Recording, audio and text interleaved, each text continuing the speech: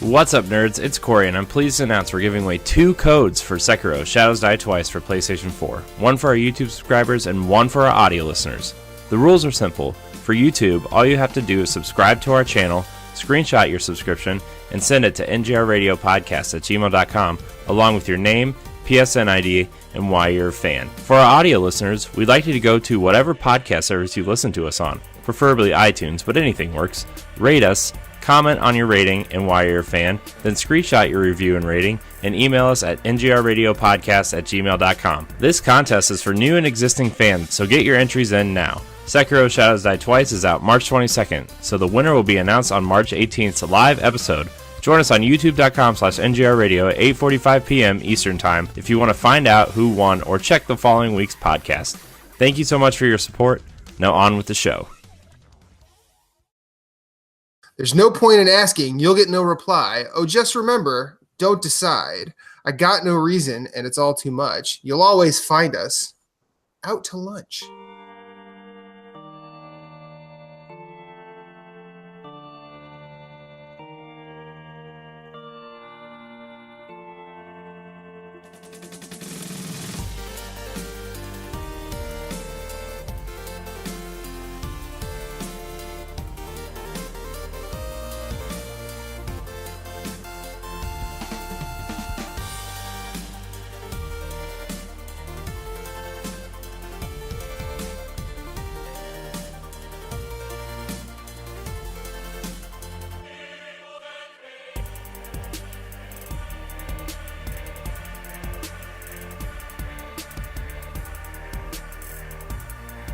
Welcome to Nerds Gone Rogue, episode 134. My name is Matthew Keel. You can find me at Infinite_Rewind on every social media platform in the known universe. I've got a bagel next to me, and he's just hanging out. I brought some friends. You're not just going to hear me. I brought my bros. Moose, how are you, sir? Doing well, cool. Man. You can find him at Sven everywhere. Corey at CoreyandHD713 on Twitter. Yeah, that's me. How are you? Great. Way better than last week, let me tell you. And making a grand return, Kenny the Coder from the Last Life podcast. How are you, sir? I'm doing well. How about you guys? Wonderful. I'm really glad you're here. I'm glad I'm here. Yeah. That's the first time ever, guys. So how have you been, man? You good? Yeah, everything's really good. I think last time I was on here, I just started Last Life, hadn't I? It was just, well, you were on right before you started and then just after you started. Gotcha. And now you guys are all big and funny and I don't know about big. I mean, you manifest your love for Viva Pinata in weird, hilarious ways. You know, when you try to start charging the guest spot on here, you're done. We'll see. No, Viva Pinata is, everyone needs to play Viva Pinata. This is true. It's like, can we just talk about Viva Pinata this whole podcast? Why not? I've never played Viva Pinata. What? You've never played Viva Pinata? What? I guess I know the thumbnail for this week's episode. Speaking of playing stuff, we talk about video games here. Y'all playing anything? Yeah. Playing games. Playing that Apex Legends. Yeah? Matt and I played Apex till like midnight last night. Yeah, we did. We hashed some stuff out. That was a good time. And we did appropriately well for the cause. Yeah. And if you have any questions, we fucking sucked, but that's okay. Hey, what are you guys playing on? PS4. Nice. And what have you been playing, Kenny? Let's start with you. Oh, let's just keep talking about Apex. I've been playing the shitload of that. Games are good, isn't it? Yeah, it's so I don't like battle royale games, but that game is real good. Yeah, it's like it's one of those genres that's like I don't like this genre until the right game comes along.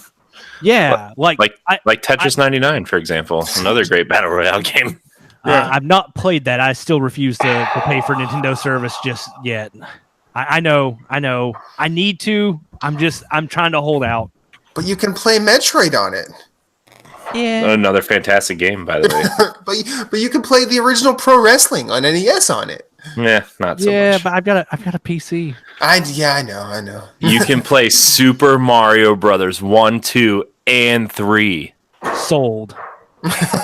Nailed it. Nobody's ever played those before. Yeah, what is a Mario? Is that even how you say it? It's an Italian plumber that commits mushroom genocide. Who rides a dinosaur that eats enemies and throws his own babies to break blocks. This is true. And Mario will use said dinosaur indiscriminately for murder. Mm-hmm. Yeah. This sounds like my type of game. Yeah, it's actually really good. But no, I'm really enjoying Apex. Like, in all honesty, I've put more time than I care to mention into that game. I've been very, very surprised at how much I like it. Honestly, yeah, it's just super fucking good. I mean, when I found out that the developers behind Titanfall were doing a battle royale game, I was like, oh great. Well, at least it'll have Titans. And then it didn't have Titans. Nope. And then, at least you'd just be pilots. No wall running. No wall running. Yeah. But then I sort of figured out that it's also a lot like Overwatch, which is a better thing than most people give it credit for, I think. I actually oh my goodness, we are being invaded. Oh boy. What? And all I see is is that what is that? Is that Metal Gear Solid 5? No, it's Scorpions. Oh, Scorpions? Yeah. That's what I said. Scorpions. So are you going to say here I am, rock you like a hurricane now? Hang on. He broke it. There he is. There he is. Yeah. Captain Canada is joining us. Matt Phillips, how are you, sir? Very well, thank you. How are you? Cool. Matt, Kenny, Matt. Hello. So we were talking about Apex Legends. And I forgot what I was saying. But yeah, Apex Legends is really goddamn good. And I'm with you, Kenny. I'm not a fan of the Battle Royale genre. Like, I tried Fortnite. By the time PUBG came out on PS4, I was kind of like, I don't want to do this anymore. Yeah. And this is this and Tetris 99 are the only two Battle Royale games I want to actually win at some point. Yeah. Yeah. The thing that drove me away from like PUBG was I played it back whenever it first came out on PC. And I remember it just feeling like a survival horror game. Like, I never felt like I was having fun. I felt stressed out the whole time. Like, I just didn't enjoy it. And I think the reason was because I didn't feel like I was powerful enough to take on other people. In Apex, they kind of give you that power fantasy that you're looking for in a way that makes you feel like in combat you're going to be effective no matter what, even if you die immediately. Mm-hmm. Well, the one thing that they don't tell you, the one sort of effectiveness they don't really give you is when you don't have a weapon. Because I feel like Corey and I dropped 3 or 4 times where just how many times have we landed? I was like, oh man, I got sweet attachments and I found a backpack, but I got a legendary scope. Where's a gun? I guess I'll punch someone when they run up on me, and then I go to punch them and then I end up like throwing out my healing drone. I'm like, god damn it. I don't remember who I was playing with. I think I was playing on stream with Isaiah, Dr. Man Muffins.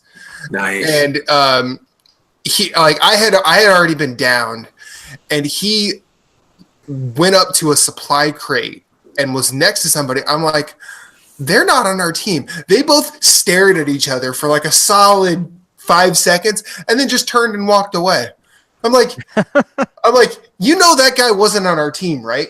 He's like, he's not.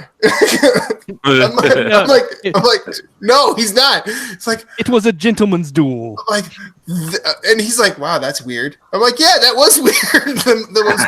the most peaceful battle royale interaction ever. Like, both of them literally walked up, grabbed separate things from the same supply bin, and went their separate ways. And he's like, man, I hope I see that guy again. I want to kill him now.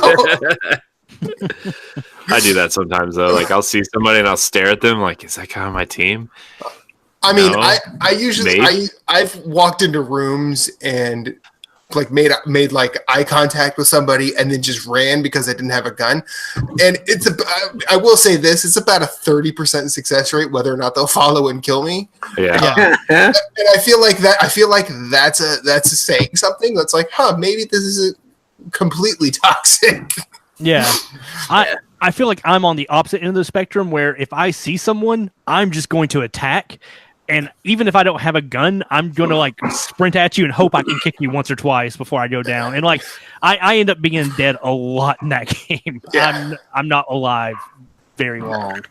No, I suck at shooters, and this is the one that's made me want to get better. So I don't think you suck at shooters. I think you're just very aggressive, and therefore a battle royale format does not suit you well. And to be honest, it doesn't suit me all that well either.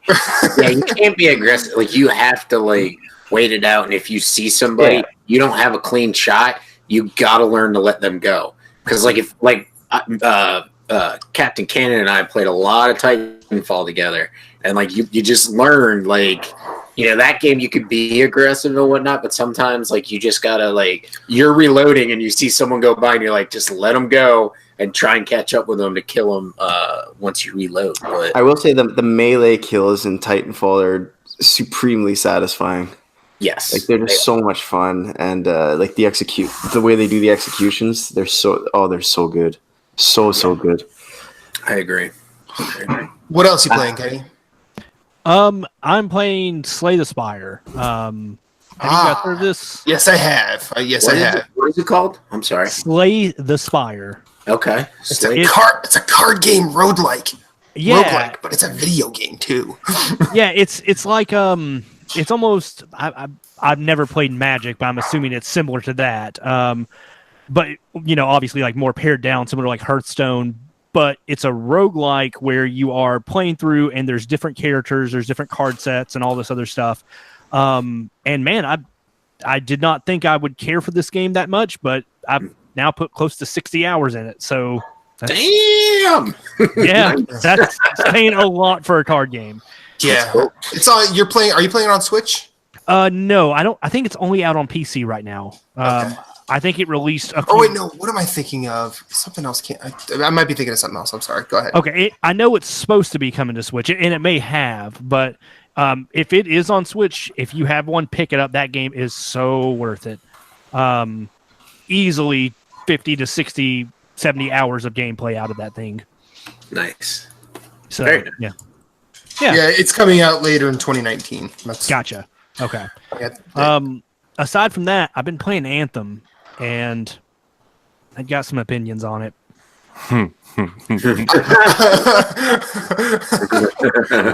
We'll get there in a second.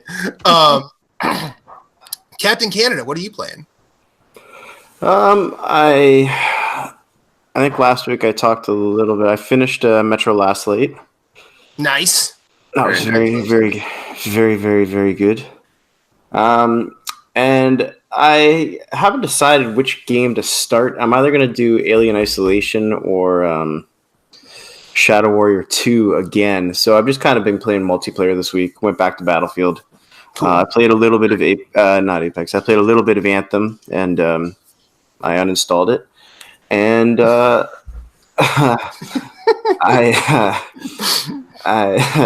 reinstall it eventually, but just not now. And a lot of Battlefield. I still really love that, and a little bit of CS:GO. Yeah, it's still really good too.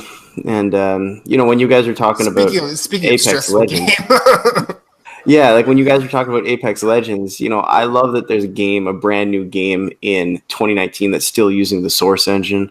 And for people who don't follow engine technology, that's the Half-Life 2 engine from 2004. So I'm just, for nostalgia purposes, I'm still glad that it's still going. Oh, this is pretty much the end of it, though. You engine hipster, you. I don't have a pointed mustache, though. At least not yet. You don't, but with the right training, you could be the best.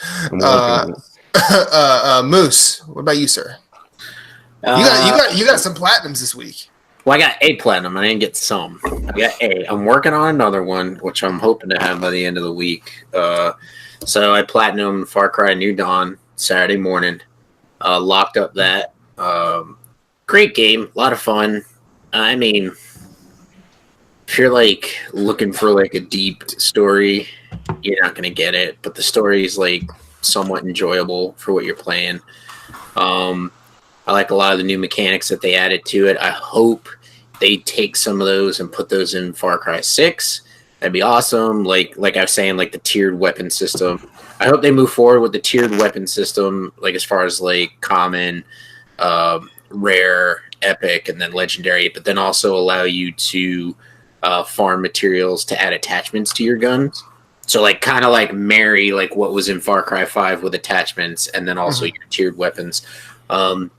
Anyways, that's a cool feature. I hope they add to the next one. I hope they add the salvaging your or just redoing your outposts. I mean, to be honest, like if it's not like a viable resource, because like you get ethanol in the game to like level stuff up from salvaging outposts, but if they don't give you anything for that, at least you can like replay it to have some fun with the outposts. So that would be cool. It's a fun game. To me, it was worth platinuming. It was worth playing. I highly recommend it if you're a person that's like, I'm kind of looking to get into the Far Cry games, but you know, I don't want to spend too much. It is $40. It's definitely not like a 20 to 30 hour game. Like I think it took me. I'd have to look at the clock on my save, but I think it took me about 20 hours to platinum it. I think the fastest is like 12. Mm-hmm. But I was having fun with the game.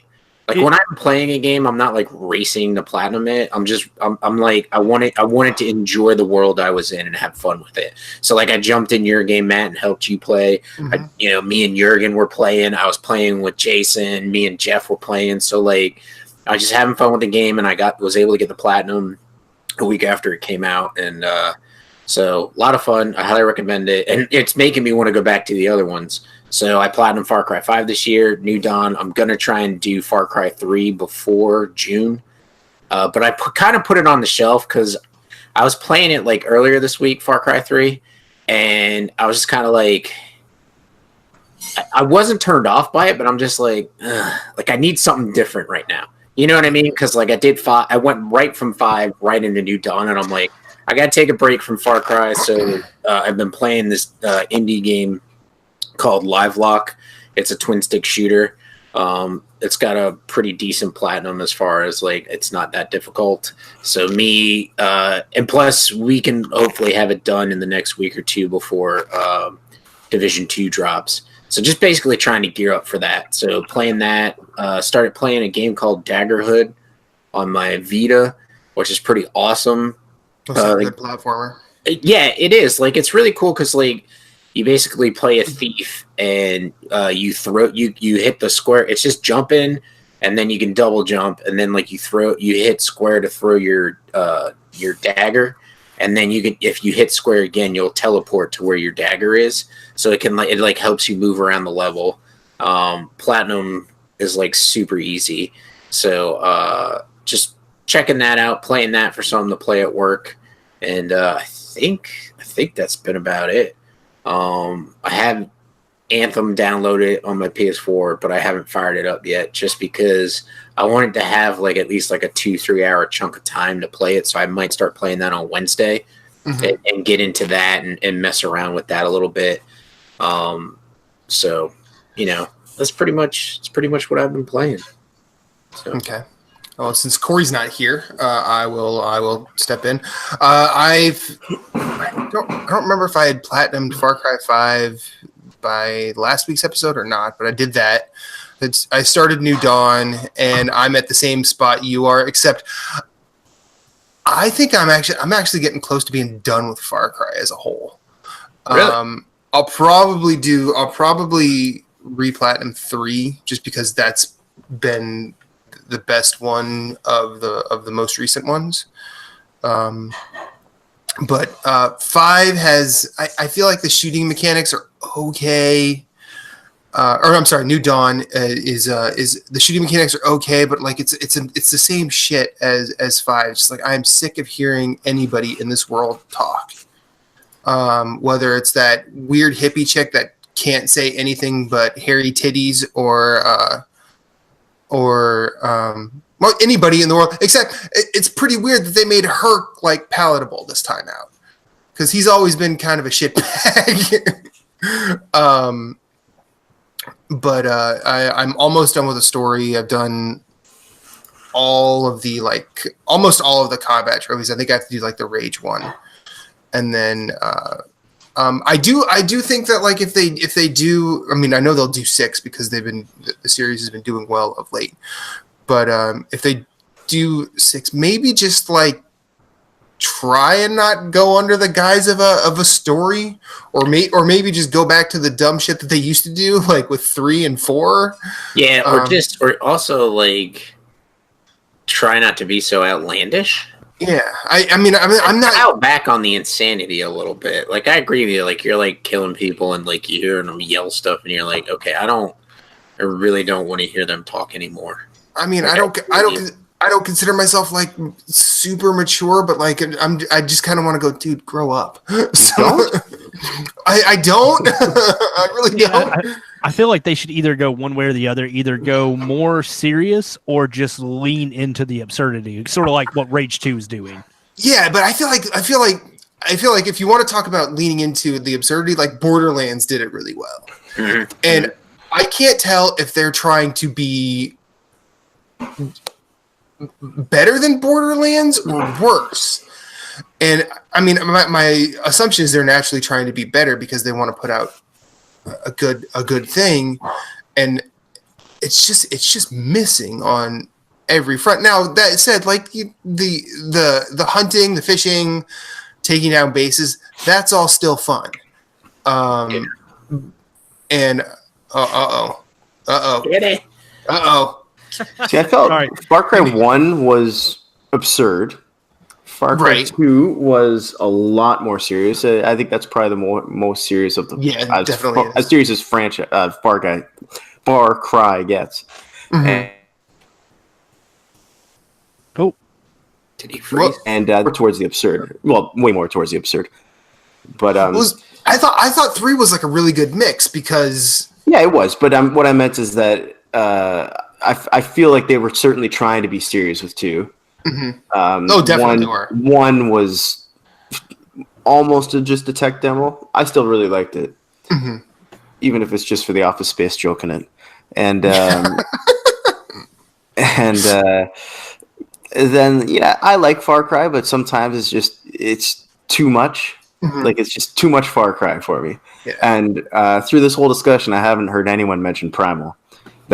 I'll be honest, I've not played Primal, so neither have I. So I like, and I also, well, like I feel like Primal is another Blood Dragon, and Blood Dragon I think they leaned either the furthest into their absurdity, or at least they got the balance right, because you're fighting cyberpunk dinosaurs.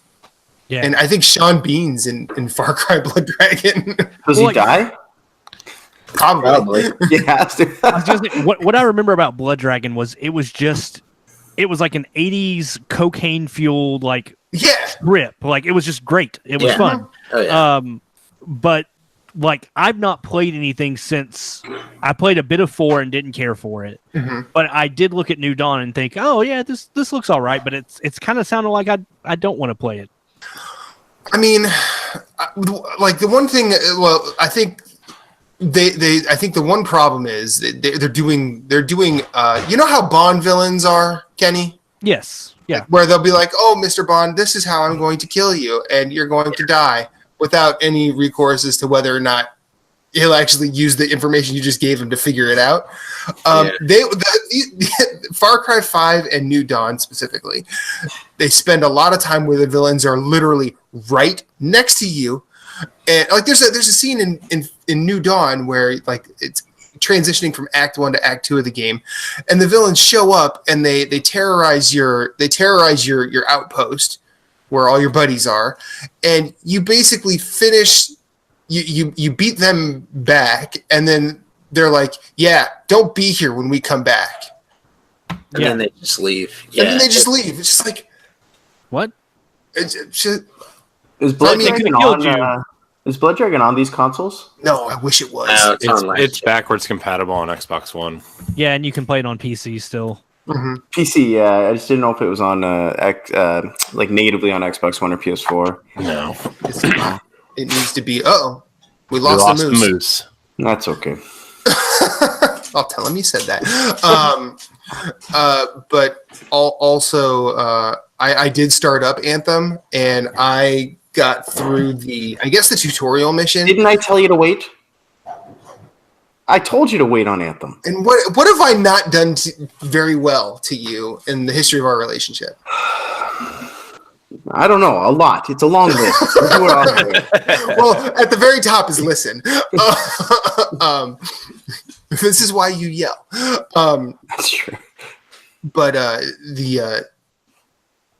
think the flying in that game is really good. I'm not too sure on the combat because everything in the tutorial was super easy. Yeah. And here he is. He's back. Can I give you my honest opinion? In a second. Okay. In a second. I am drawn to this game in a way that I don't even really know why. I want to play this game, and I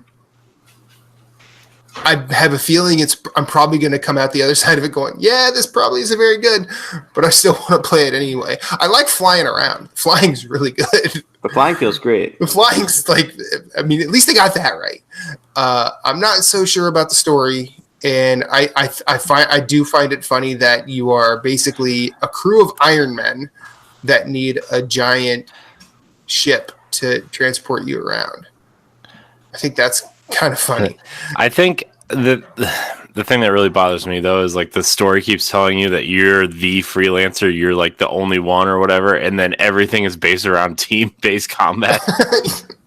Well, that was something I didn't understand. So, like, they keep referring to you as the freelancer, right? Mm-hmm. But, like, if you're only working at Fort Tarsis, whatever, how the fuck are you a freelancer? You just work for them. Like, you work for that fucking place. So you're not a freelancer. It's not like you're doing, like, you're picking up your shit. And you're a freelancer. Like, you're not getting benefits. You don't have an actual salary. You're paid for service, you know? Yeah, but like, are they though? Because if like they're fighting government, like they're fighting the Anthem off or whatever, like that's what their whole thing is. So they're fighting a war so they can stay alive.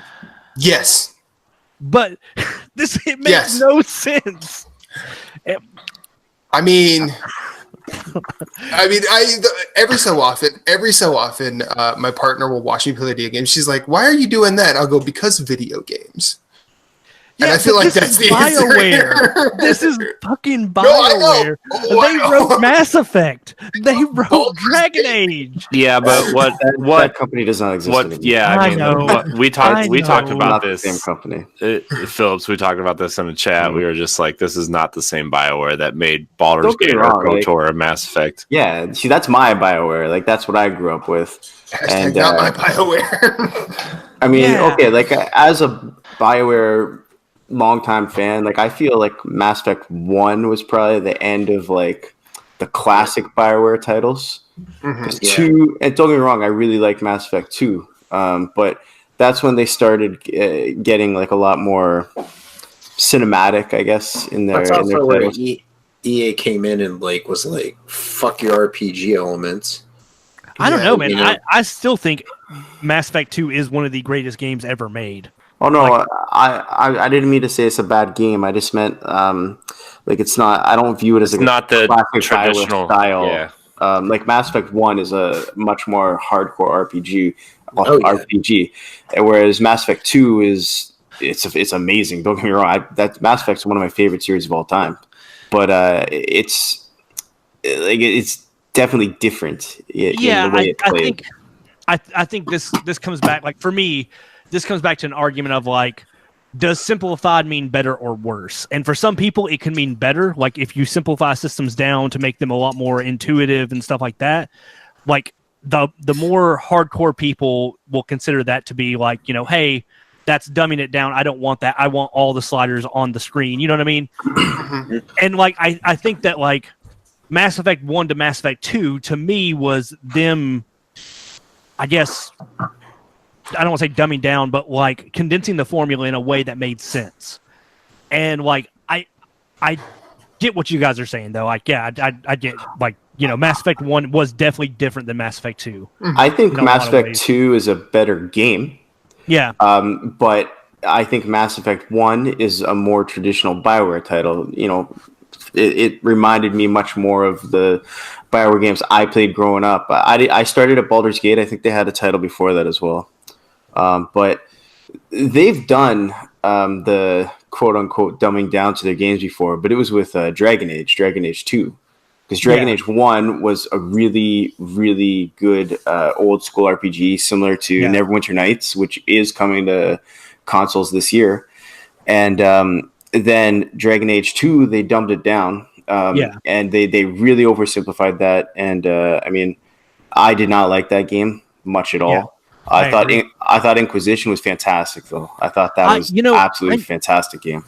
I need to go back and try Inquisition again because, like, whenever I got to Inquisition, I kind of had the same feeling about like it as I did too, where I felt like at one point I got really frustrated with Inquisition because I was this level 20 some odd character. I just fucking fought a dragon, and a guy's like, "Hey, can you go get my sheep?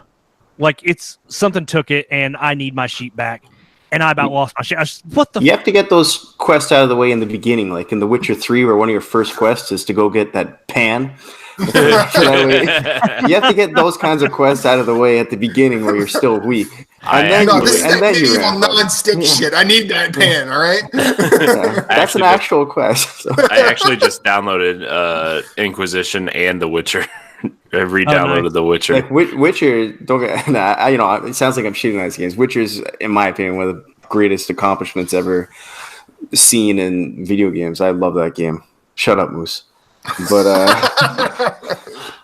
it does have some stupid stuff in it for sure.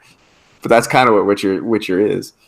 Well, I think Moose has walked his hate for The Witcher back a little bit because he's always said he's basically said the reason I suck at The Witcher is because I was playing Bloodborne, and now he's never gonna stop playing Bloodborne. Well, because here's what we're gonna do when Moose builds this PC that we've been talking about for the last 20 years of our friendship.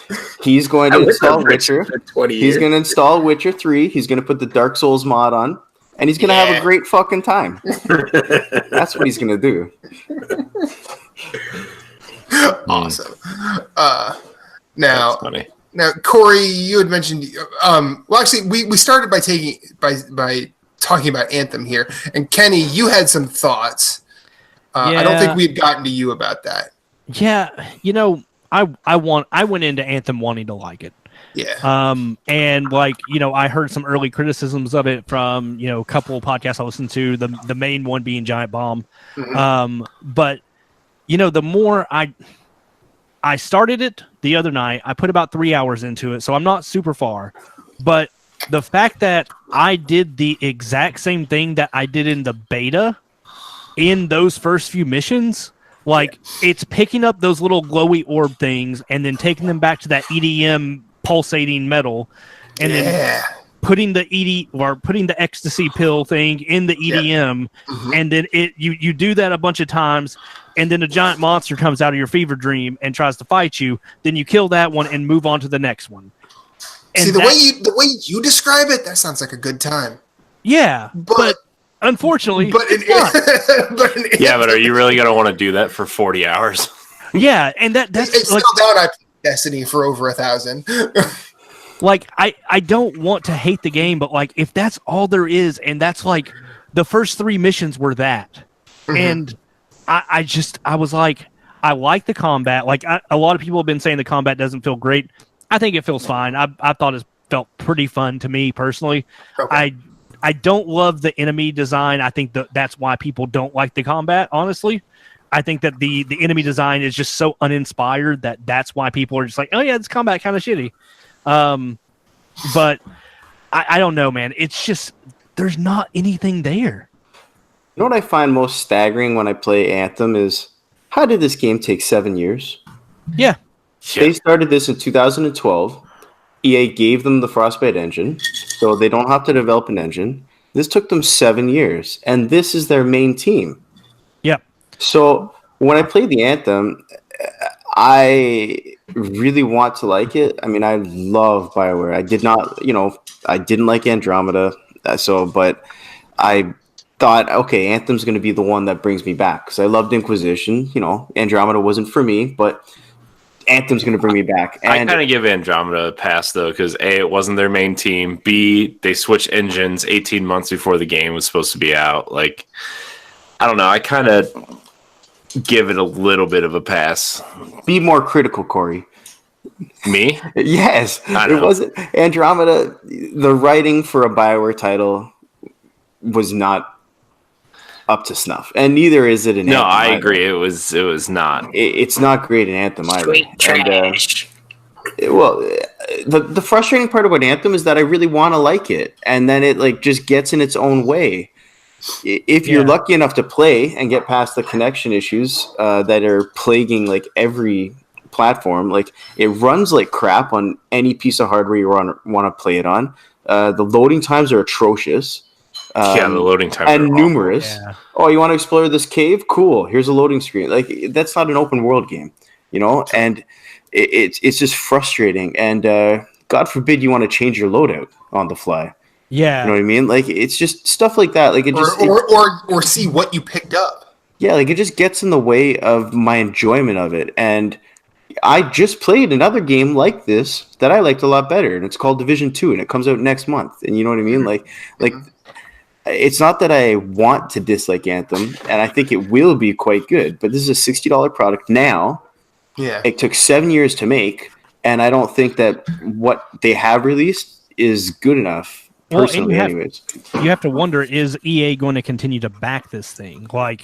The sales are down on it a lot. Yeah, it's what they say, 50, the physical copies are 50% down, less than Andromeda. And it sold 5% of what Destiny 2 sold or something like that. Yeah, Destiny 2 sold 5% of what Destiny 1 sold. At least a lot, you know what I mean?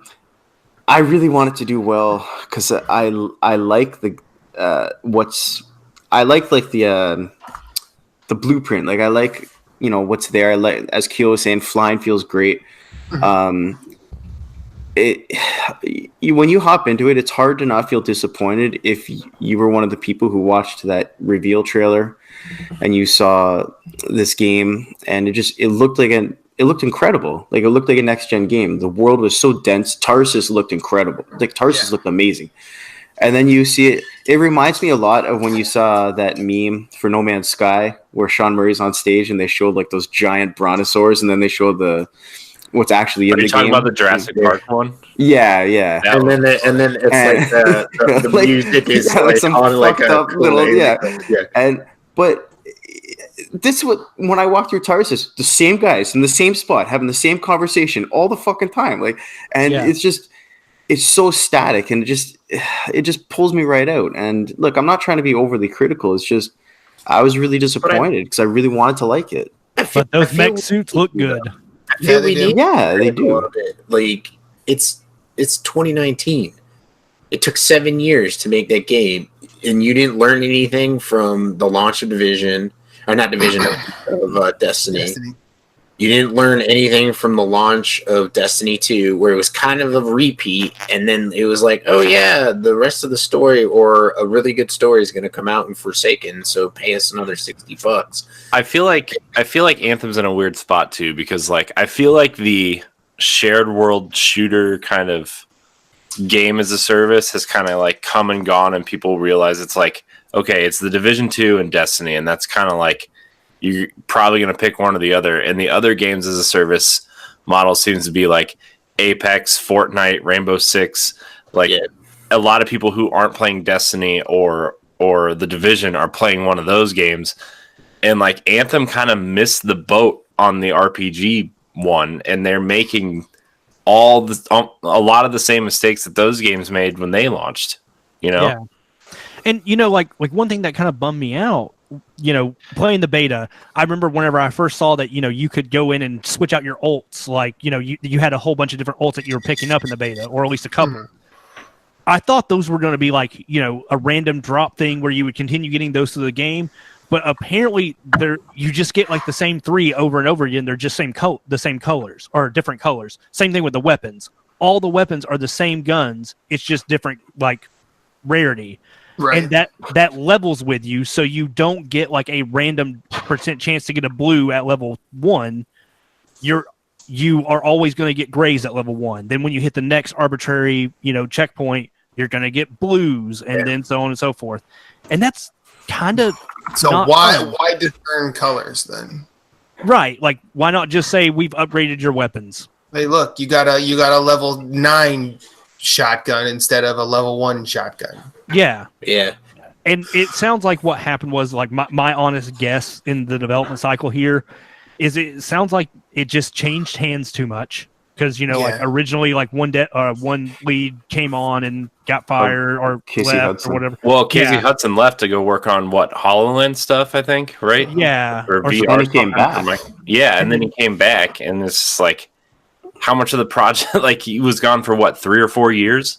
Yeah. Wow, yeah. How much of it changed from then to then? It looks like they spent a lot of money on design. Like, God, that game looks great. Like, it does look great. It's Frostbite titles do look great, but like as you were saying, like what they did with that world is incredible. It looks so good. But then there's other frustrating parts, like the pop-in. The pop-in is really noticeable. To the fact that like the terrain deforms in front of you, like as it's loading in, and it just really shatters your immersion. Yeah, and same thing with like the flying. Like, it kills me that you have to fly through waterfalls. Like, I know that that's just a way for them to slow you down when they need to, so that they can load stuff.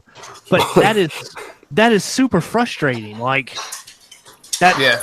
It's like when you play Tomb Raider and you're like, why is the entrance to every cave like an inch thick that Lara has to crawl through? And it's like, because they're hiding the loading screen. Yeah. There's a lot of that in Shadow of the Tomb Raider, by the way. Yeah. Like, I know. I actually really like. I enjoyed that game a lot, but like, man, every time you entered like a space that was not outside, it was like through a crevice that was like, I don't even know if the character model is physically able to do that. Yeah. But like, some games do that so well. Like, you look at God of War. Yeah, God of War did it really well. God of War, it did not ever feel like you had a loading screen. Like, especially with Mimir and like all that stuff, that game just covered load up so well. You cover load up, so that just sounds like something you'd hear in a porno. Anyways, but yeah, so Did you know we are in a porno? Did you tell by Moose's glasses? 3 men and a moose. Do I just walk out this way, or I'm clearly in the wrong room? Time for some of that hot podcast moose cocky. I don't want to kink shame anyone, Then why you leave it? Because we're talking about Anthem, and so I think as you guys were talking, I started to think, I remember a game that launched with super bare bones, and no one really talked about it because it wasn't from a company that was super in vogue and under everybody's microscope. Warframe. Yeah. Because that is categorically a different game now than when it was. Like, granted, I've not played. I know Moose has played it more in the recent incarnation. Don't play it on Switch. It'll it'll crash your Switch.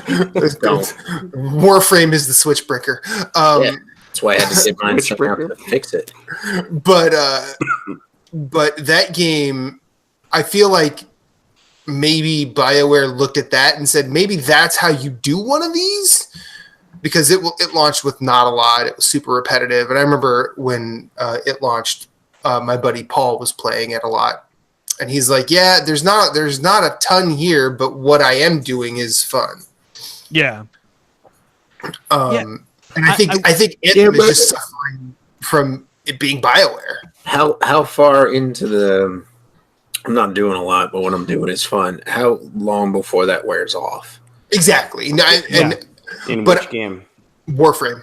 Not Warframe. No, I mean in Anthem.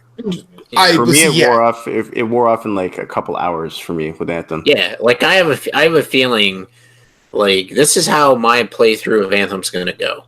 I'm gonna try it for 2 hours. I'm gonna look at the trophy list and see how hard the platinum is, and that will decide whether I delete it or not. Because I will probably not put a lot of time into this game.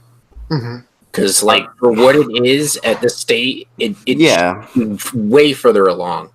Like, even to go to like the loot, like the assault rifles, they all look the same. They're all the same. They all there's 3 different types and they behave differently, but they all look the same. There's no different look to it. So it's like, why, like, fucking Apex Legends is free to play and all the assault rifles look different. Yeah. Like, from the same company. That's the amazing part. From the same publisher, same publisher, but same. Yeah, like there's gonna have to be like they're gonna have to do some severe overhauling. They're gonna have to allow you to change your loadouts when you're in missions. They've got to get rid of you got to go back if it's not open world. Like, no, this is not an open world game. It's not an open world game, and that's what they're saying it is. And it's like, no, that's not what this game is. There's a goddamn load screen like every so often. Like every time I watched Angry Joe's review, and he actually had a section where the load screen was like 5 minutes, and the mission was like 4 minutes and 26 seconds. Well, what I told you, like. Than the fucking than the mission, and it's like, what is going on? I told you the other day. Oh, sorry, Corey. I was just gonna say, I told you the other day, like I was playing, and like I hit a loading screen. My baby had pooped, so I got up, cleaned her up, changed her diaper, got her redressed, and brought her back out before I loaded into a mission. That's unreal. Yeah. Either that or you were really good at changing it. One guy was timing it. One of the YouTubers. One YouTuber was timing how long it took him to change his weapon. He was like, it was longer, 7 minutes, I think it was, like for him to go back, change his loadout. It took me shorter to get that weapon than it did to equip it. Just to equip it. Yeah. Well, I think that's what Rush Rustic's review at Polygon said about it too. Like, hey, you want to change your weapon? Here's how you do it in 11 easy steps. Well, I remember when the beta came out, I was super excited to play it, and so I messaged Corey, and I was like, "Yeah, it's kind of shit." And so the full game came out, and I played it. I messaged Corey, I was like, "Dude, this is fucking awesome." And maybe a couple hours later, I messaged him, and I was like, "Yeah, it's still kind of shit." Like, it's just like. It was like that was our conversation. Shit. Yeah, no, it was like, awesome. Dude, that beta was a terrible first impression. This is the real thing now. This is the real fucking deal. Now we're flying around. You play it for a couple hours. You're like, there are fever dreams with monsters and EDM pills. Yeah, no, it's still shit. And I don't mean shit. It's just there's not enough there right now, and. It's $60. So I feel like in 2 weeks, Division 2 is just going to come along and curb stomp it. Yeah, because what Division 2 is going to do is they even just playing the beta. I thoroughly enjoyed the beta of Division 2. Oh yes, the beta of Anthem, because they took what you loved about Division 2 and they did a lot of quality of lives, and then they introduced the story missions and the difficulty on that.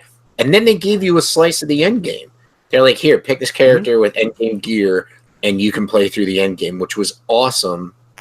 And 2 missions. Yeah. And the open beta is adding a 3rd mission. Nice, which is this weekend, isn't it? It starts. I believe so. Yeah, I'm going to download that and try it out. I did not care for the Division, but I really want to try this. See, I really like the Division 1. I love the Division 1, but you know, I put no joke at least 100 hours into the game, but I still felt that the criticism for it was valid. You know, I think it's fine. There's lots of stuff I like. You know, like I liked The Order. If I had to review it, I'd probably give it a 6. But I still enjoyed playing it. You know what I mean? Like, it's okay to be critical of it. Like Division, I liked, but I feel that the game they released versus what they showed on stage at E3. Was totally different. Like that was just Watch Dogs level downgrade, right? And so, you know, I was disappointed by that. But Division 2, I feel, as you were saying, like it's taken a lot of the stuff from Division 1 and improved upon it. And don't get me wrong, there are still issues with Division 2. Like there are some bugs from Division 1 that are still in Division 2. Like firing from cover, for example. And there's a YouTuber, I can't remember his name. I think it's one of the top Division streamers. He was going through a lot of the bugs from Division 1 that are still in Division 2. Now, granted, most of these are only going to impact you if you play the PvP, either the Conquest or Dark Zone. Team Deathmatch. What about, isn't there Team Deathmatch? The Conquest. Too? Yeah, Conquest is the name of it. But I thought Conquest was its own mode, and then there's an actual Team Deathmatch mode too. The Conquest is Team Deathmatch. No, or maybe there may be like because I posted. There's no way to know, guys. There's no way to know. There's no way to just Google it. Anyways, the team PvP is fun, but the matchmaking right now, anyways, is broken. So I hope it's just the beta, right? So hopefully that'll get fixed for the full release, but. I'm going to get it for sure. I loved the beta. I had so much fun with it. And it was just way more polished than Anthem. So, I don't mean to compare them, but they're coming out right around the same time. They're the same kind of game. Yeah, they're the same. They're operating in the same wheelhouse. I mean, pretty much, right? And, if you've got $60 or in Canada, $80 for a game, and you're looking at these two similar looking titles, and you want something to play for a long time. I mean, how could you not pick Division 2 over Anthem? Today anyways. Anthem may be amazing in a year. Mm-hmm. There's no way to know, right? But it's $60 today. So you should get something for that fucking product. It's the same as Division Destiny when it first came out. I liked playing it. I thought it felt great. It was super fun to play, but there was just not enough there, right? There wasn't enough to keep me engaged at launch. Mm-hmm. And it improved, certainly, as it went on. But by that time, I was already on to other stuff.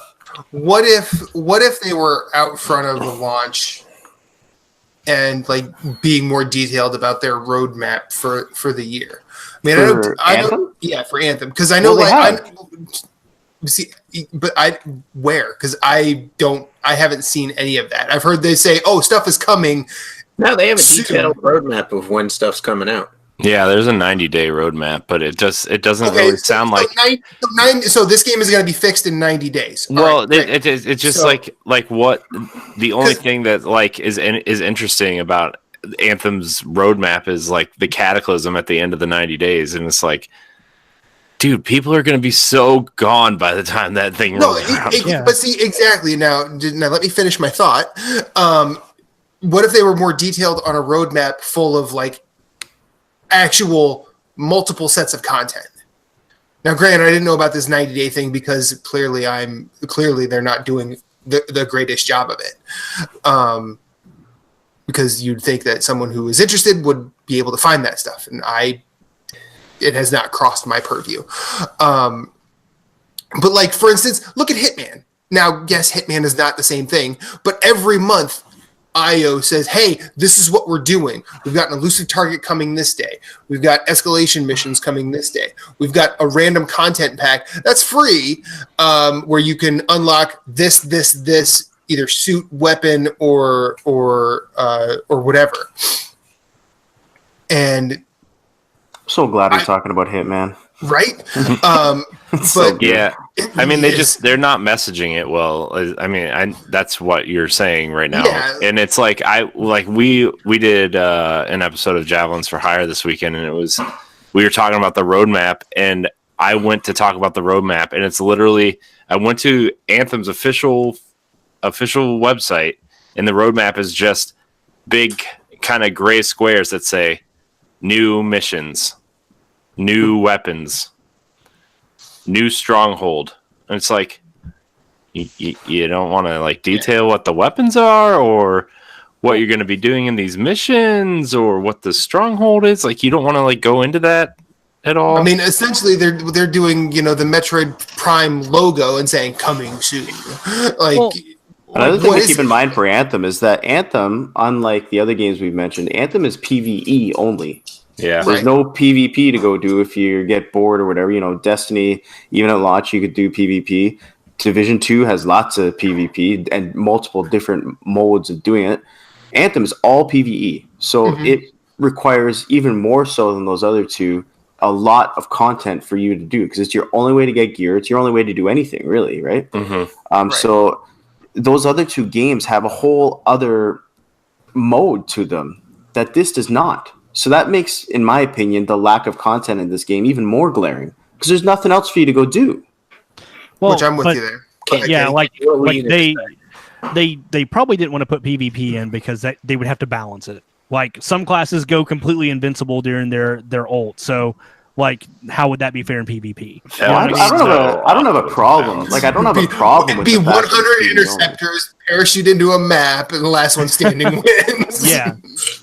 Like I don't have a problem with the fact that it's PvE at all. It's just that if it is going to be that, cool, content. But it should have lots of content. Like, where's the crafting? Where's like, there's a lot of stuff that they can do with it because, again, I think the foundation is there for something that's good. But this is 7 years in, and now we're talking about how 1 year from now the game's going to be that much better. It was like, well, what happened to the other 7? You know what I mean? Yeah. Well, so basically, you should have held on to the game and released it after 8 years instead of 7. But then again, it's EA rushing it out the door to get the cash grab and then fix it on the back end. Go back and look at the demo that they showed, and they swore up and down that was running real time on hardware. Look at that game that they showed, and then look at the game that we have today. It looks like it doesn't even look like the same game.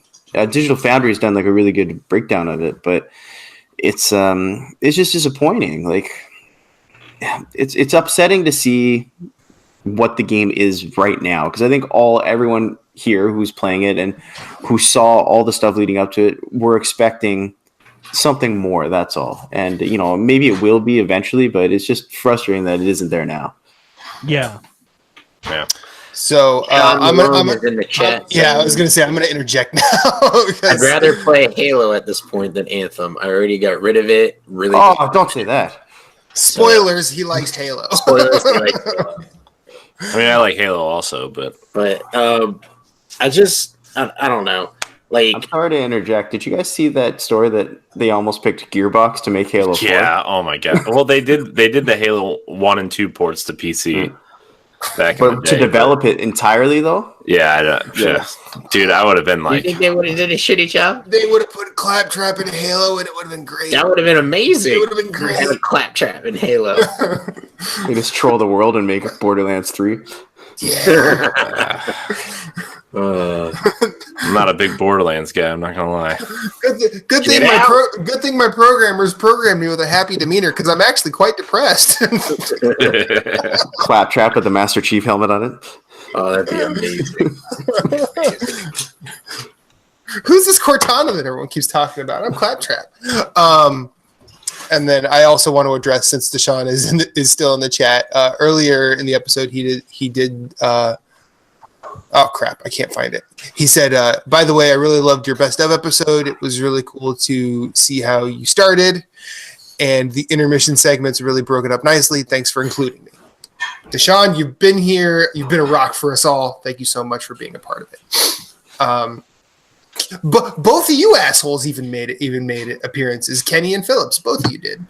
You didn't know it, but you did. You don't have to call them assholes. I mean, that's my term of endearment. I'd rather he calls me an asshole behind my back, so he may as well say it to my face. I don't call you an asshole behind your back. No, he doesn't call it to you. I don't call you an asshole behind your back, asshole. Keep firing, assholes. Yes. Okay, so we had a nice good Anthem minute. Anybody play anything? Anybody want to add anything to the what we've been playing pot, or you want to move on to these emails? Oh, can I just mention that in case people had missed this, we're talking about BioWare. So a lot of BioWare's like classic games are coming to consoles this year. Yes. And I think that's awesome. I don't know how they're going to translate to being played on a TV, to be honest. Or not a keyboard? Well, they're playable on tablets because those Beamdog ports are on tablets. They work well with touch. And Xbox supports mouse and keyboard now too. Yes. So the versions that are coming, the ones that Beamdog did, they're very good, but they're very old-fashioned games, and by that I mean like you're looking at like the early isometric RPGs, and they do feel dated. I think they're still amazing. They're still amazing games, but I'm curious to see how the console crowd is going to react to them. I think Neverwinter Nights is going to be probably the most easily recognizable kind of game for console-only gamers. It's much more modern, but I'm really excited that more people get to play those games because they deserve to be played. Like those are classic RPGs, including Planescape Torment, which is not made by BioWare. It uses their engine, but that's usually considered one of the greatest role-playing games of all time. It's my favorite role-playing game of all time as well. And would these have more of a lineage towards Divinity Original Sin? Not necessarily like be made by the same people, but like if console players play Divinity, they're cut from the same cloth.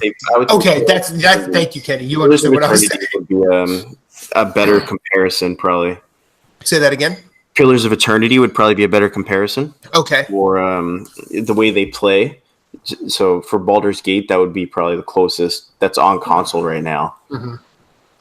And I think it does have overlap as well, like in terms of staff. Sure. And then which are those games? Is it Baldur's Gate 1 and 2? Baldur's Gate 1 and 2, Icewind Dale 1. I had forgotten. You reminded me that Icewind Dale 2, they don't have the source code for. Yeah, like the code's just gone. Yeah, no, because it was going back from Interplay, and then I think Atari was involved. Like, anyways, going in the process of being exchanged back and forth, they've lost Icewind Dale 2. You can still get it on Good Old Games, but they can't make it again. And Neverwinter Nights 1. I don't know if Neverwinter Nights 2 is coming. Planescape Torment, and there might be another one in there I'm forgetting. But it's a lot of really good games, like excellent games. Now, are these just coming out individually, or are they coming out as part of a set? Or to be honest, I don't know. On PC, they're all individual. Okay. And I think they're in Canadian dollars. They're about around $20 each, so about like $4 US. And I know the conversion is not that bad. Jesus Christ. But they're excellent.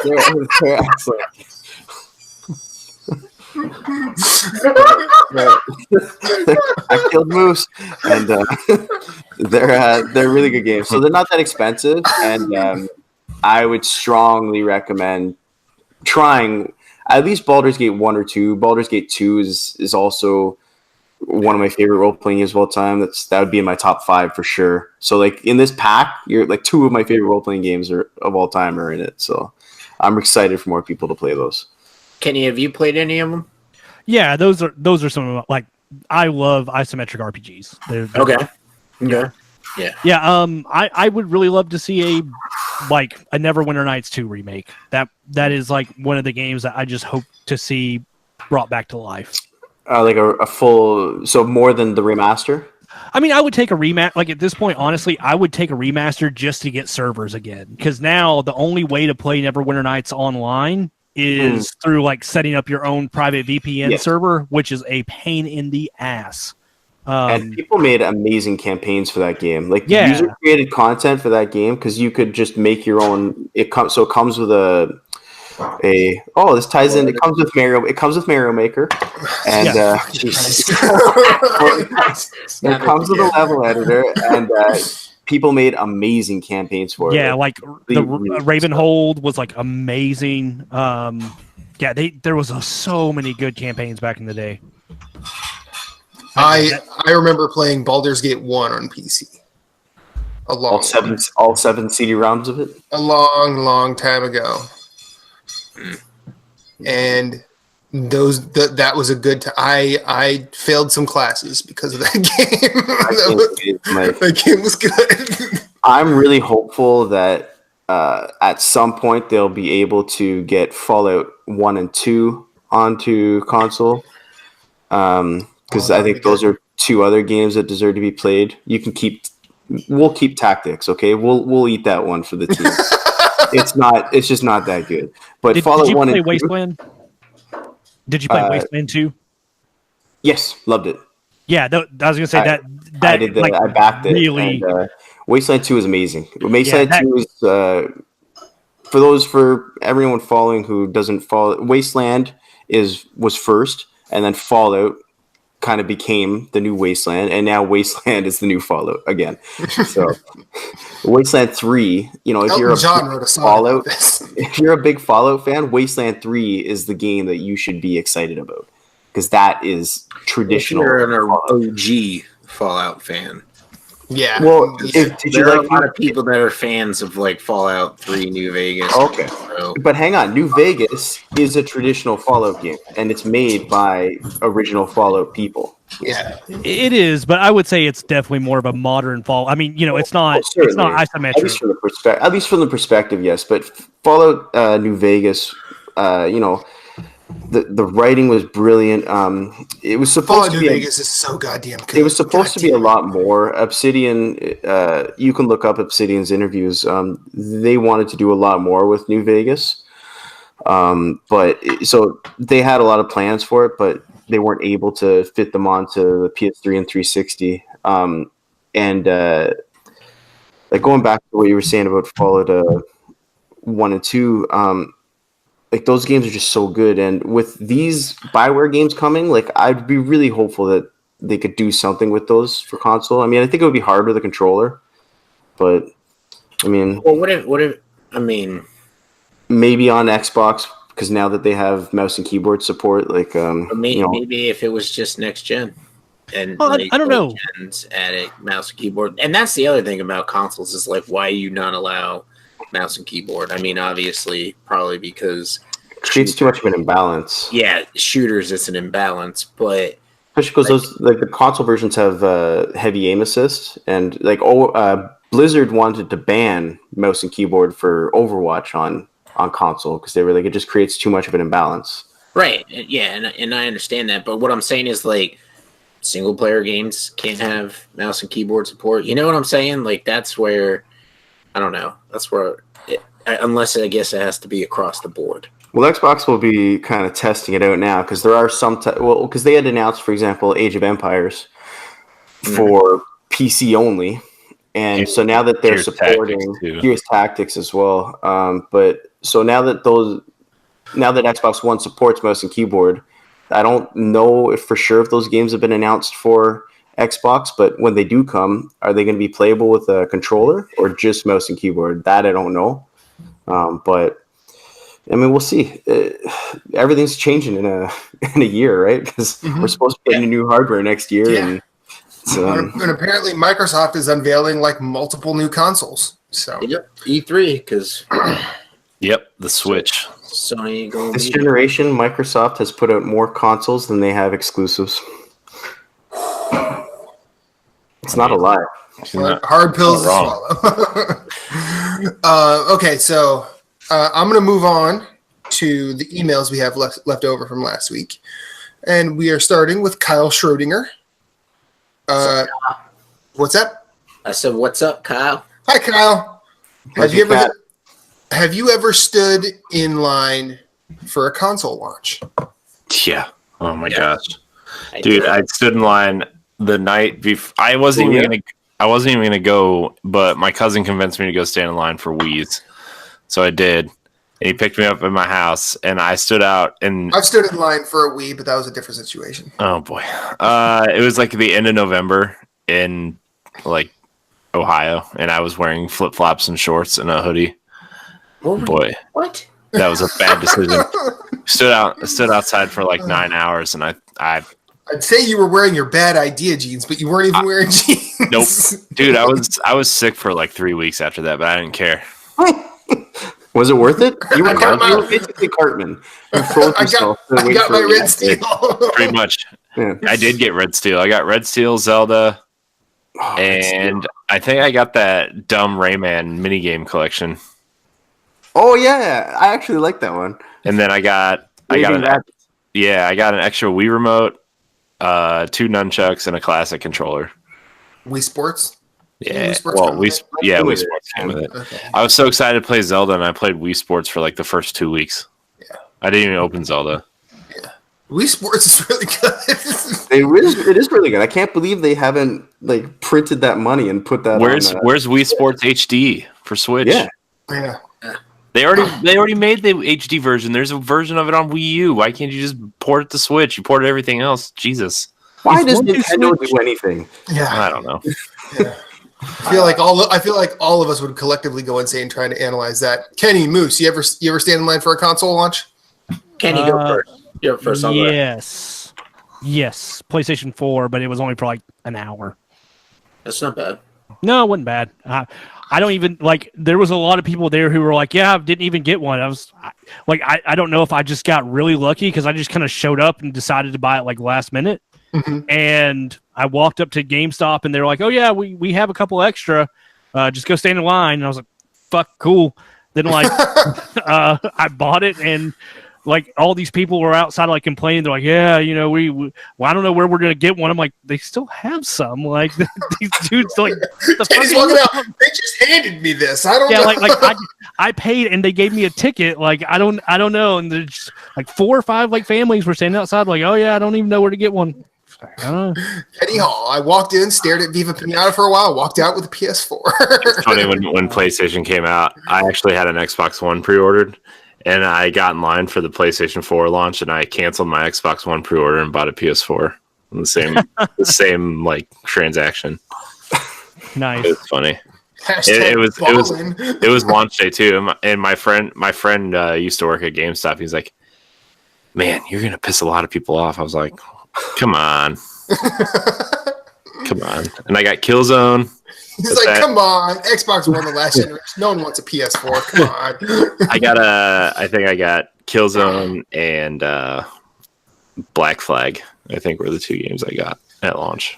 Nice. So. Nice. Moose, you stand in line for a console? I stood in line for the Wii. Yeah. Were you successful?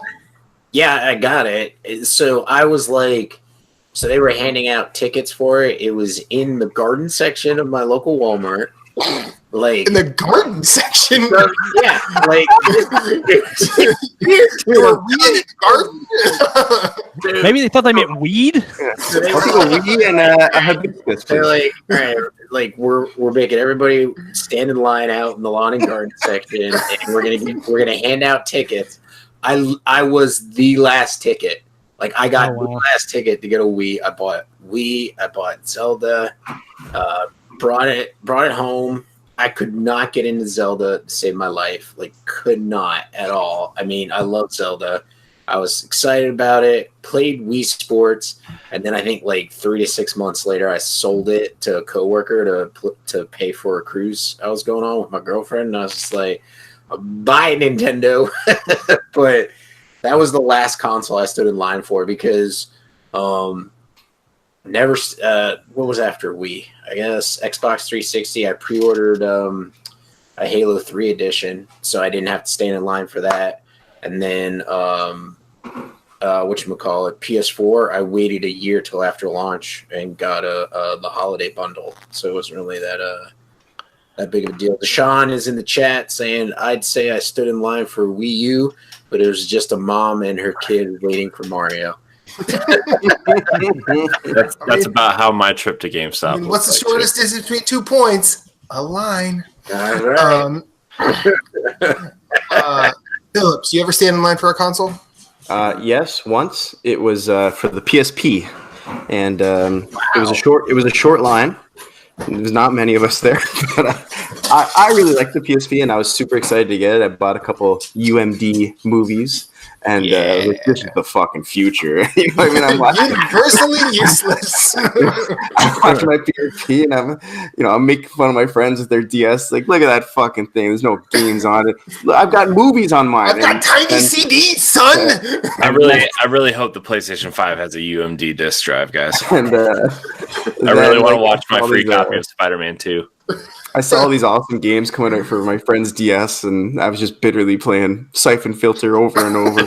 But I did like PSP, but that's the only one I've stood in line for. Which one, Dark Mirror or Logan Shadow? What was the first one? Dark Mirror? Yeah. Yeah, I had that, and what were the Luminous was the game that I got for Luminous. Because Luminous was really good. Luminous is still really good. I don't remember if Daxter? Yeah. Was out for either at launch or shortly after. I liked that. There were some good games on it, and there was a Metal Gear Solid Acid. Yep. Yeah. So that was the card game, wasn't it?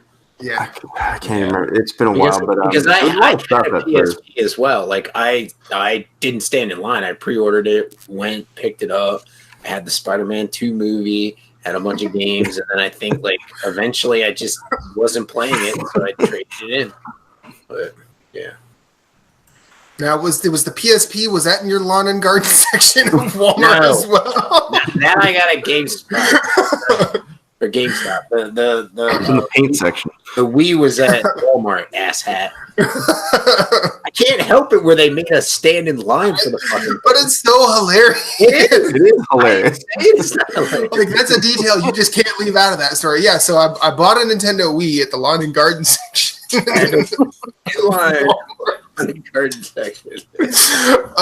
I've never stood in line for a console. I think that stems from when I was 15. My first ever job that I received a paycheck for, like I'll say, because I'd worked at like my uncle's drive-in and he would just throw me cash. Yeah. But the first job I ever had was at Best Buy, and I'd been working there a couple weeks when the Nintendo 64 had launched, and the Black Friday after it had launched, I was working that day, and I'm just watching the chaos that ensued that day. That culminated in me having to talk to police. Is it because the parents saw the price of the fucking N64 game? No.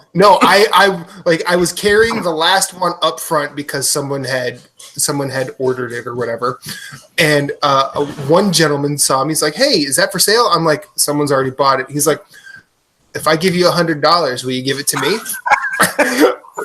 I'm like, "No, this lady's already paid for it." So he's like, "Oh, come on, kid, $100." And I'm like, "No." And then another guy comes up to me, "What if I give you $200?" And then the first guy goes, "Hey man, I was here first. You go away." They ended up fighting, and security had to break up that fight, and a police report needed to be filed. I had to talk to police because these two fought. So yeah, when you're 15, Black Friday is real fun. And Best Buy in the Midwest was traumatic. So because of that, I'm like, you know what? if there's any sort of demand for anything, just let it happen. I'll get it eventually. Yeah, pretty much. And then I discovered the wonderfulness of pre-orders, and really I don't. Yeah, that pretty much null and voids like. Yeah, I think the only reason you would have to go now is just for the fun of it, right? Like just for the experience of, okay, I'm going to go with a bunch of people. Well, also there's millions of them. You know, you're going to get one. Yeah, but also there's also that little aspect, like you kind of hope you're walking into the Thunderdome, but you never will. So it's always going to be a letdown. Like the one that I was always really glad I was not an amiibo collector, because, you know, I saw people lining up for those, you know, and like there was not a lot of them, and people were going nuts trying to get those. Yeah, like those were real lineups. watching Dan Reichert go crazy for amiibos and Giant Bomb, it's a weird thing. It's like, I mean, like it's still kind of cool because like if you do the pre-order and they're like, oh, we're doing a midnight release, and it's like, all right, I'm an adult. I'm gonna take the next day. If it's a work day, I'm taking that day off work. I'm gonna go pick it up at midnight and hook it up and play. Although now we got consoles where it's like, shit, you got an update on top of an update on top of like, and it's like, oh, I was gonna play, install and download the game. Yeah, it's like I was gonna play games, but you know, I'm just gonna set it up and play tomorrow or some shit like that. Well, even digitally, they're fucking that up, because I didn't finish this about Anthem. When I started Anthem, the reason I didn't get any further is because I thought I was at a loading screen. No, I was at an install screen. and the game did not communicate that to me. Oh, so you got to play a little bit. I got to play. Yeah, I got to play. The first two missions are you don't have to be online to play the first two missions, like the opening mission where the opening mission and then the secondary mission where you have to collect those little yellow orbs and put them in the that was blue. The dirtiest freaking they ever did was being like, oh yeah, you can you can download a game and play while it's downloading. It's like, no, not really. No, you can't. No, and then the funny thing is, like, I had downloaded it like 7 hours before I decided before I was able to get on and play. And then and I saw Corey on. I'm like, hey, we should play Anthem. He's like, yeah, we should. And I get there and I'm like, well, okay, so now I'm at a loading screen, and it's going real slow. But then I'm like, wait a minute. Why is this going so slow? So I looked at my notifications, and it says Anthem downloading. What? Like that is done yet? like when you download a game, you gotta go. You can't just look at the notification because that just tells you when it's ready to play.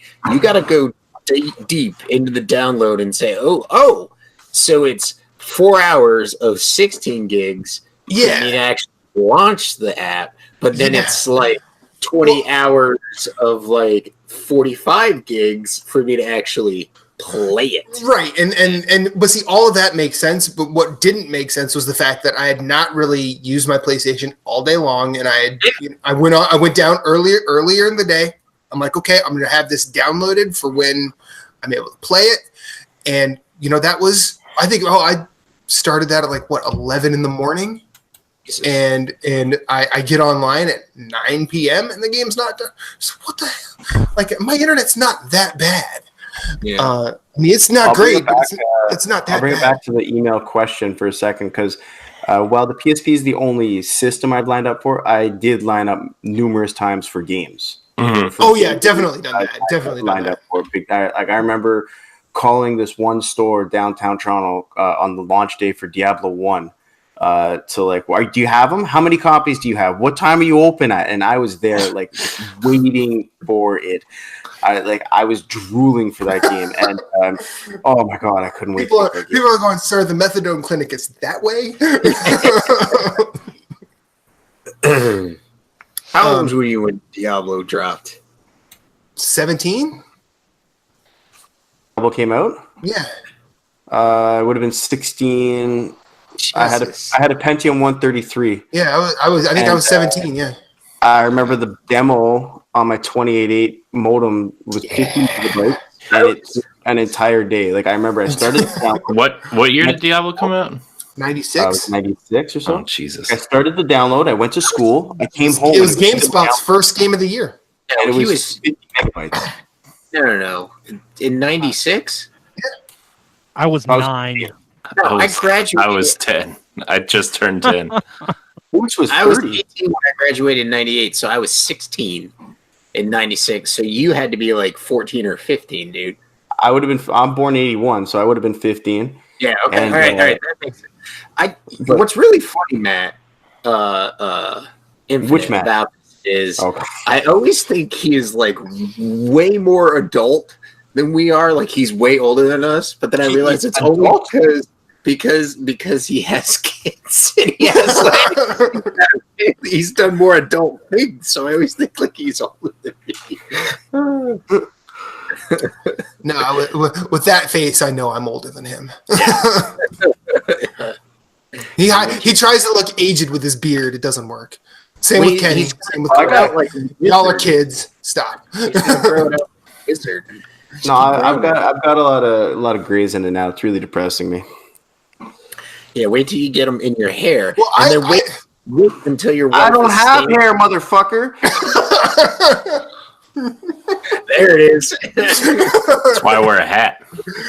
That's why I have hair, but I've been shaving it since I was 18 years old, because that's what angry punk rock kids do, and I just always kept it like that. So. Okay. So I'm going to move on to the next email, okay? Yeah, let's do it. Ashley Davidson. Yes, I'm cutting you off, Corey. Ashley Davidson. Hey, guys. I was just moving our game room around and realized I had some valuable games and collectibles, and was wondering if you had any of either. Kenny, we'll start with you. Valuable collectibles? No. Yeah, I don't. I'm not a collector. If I could have everything digitally, fuck it, I'll have it digitally. I don't need shit. Yeah. Maybe I'm like one of the few people who are like that. Phillips, how about you? I have valuable records, but no. I don't really have any valuable game things. I have lots of valuable records, but that's really the only thing that I collect. Because for gaming, I'm mostly digital. But I think some would be really cool to have, but I unfortunately do not have anything other than my vinyl. Moose? I've got PT on a hard drive somewhere. Also a USB stick. That's pretty much it. I'm not a collector either. Like I don't have room. Mm-hmm. Like the last probably collector item that somebody would have been remotely interested in was my Halo 3 Xbox 360 edition. Like I got rid of that to get, I think I got a Slim. So, but I don't have, it would be awesome to have collector editions of stuff. Yeah. Like I have the collector's edition of No Man's Sky. Which is actually like the steel box is pretty awesome, and the little comic book it comes with, and I do enjoy that. But Binding of Isaac, I think I have the collector's edition Binding Isaac on Switch, so I do thoroughly enjoy that.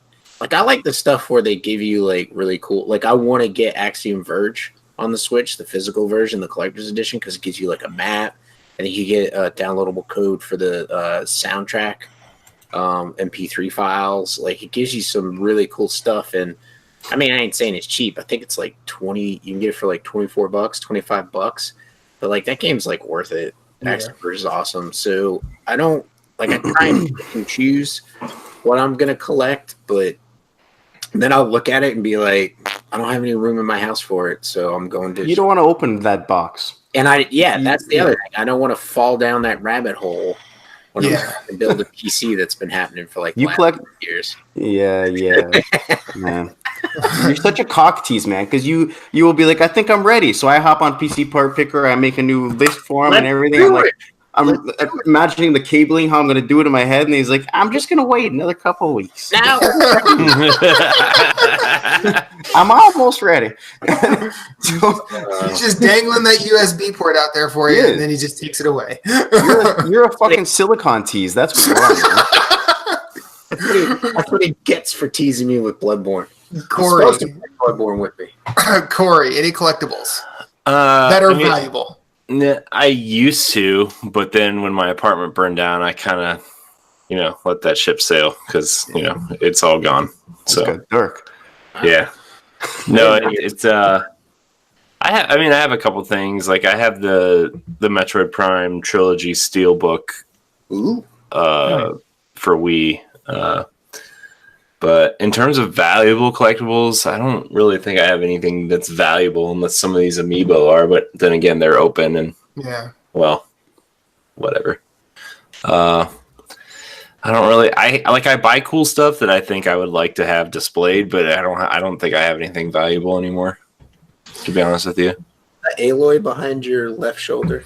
Yeah, I have Hold on, I actually just picked. Well, I've had this for a while.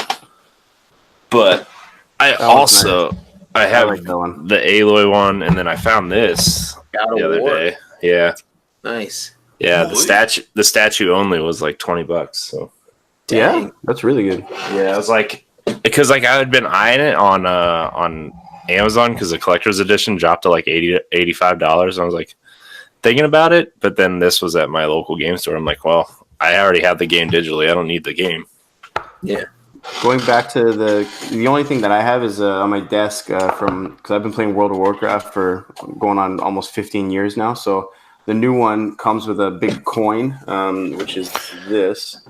So it's double-sided for Horde or Alliance. So I just keep that on my desk because this is something I've been playing forever. But like Corey, I like having that cool stuff, right? But none of it would be valuable. Yeah. That coin sounds like it's got a lot of weight to it. Oh, it weighs over a pound. It's like 2 pounds, dude. It's like, it comes with a stand, and but